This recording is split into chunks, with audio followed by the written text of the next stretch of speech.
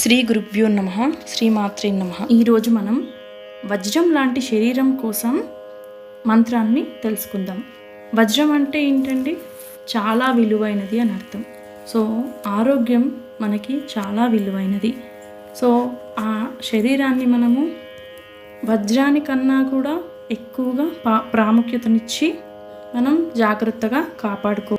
చక్కటి శరీర పుష్టి, చక్కటి ఆరోగ్యం కలిగి ఉండాలి అనుకుంటే ఈ మంత్రాన్ని జపించండి.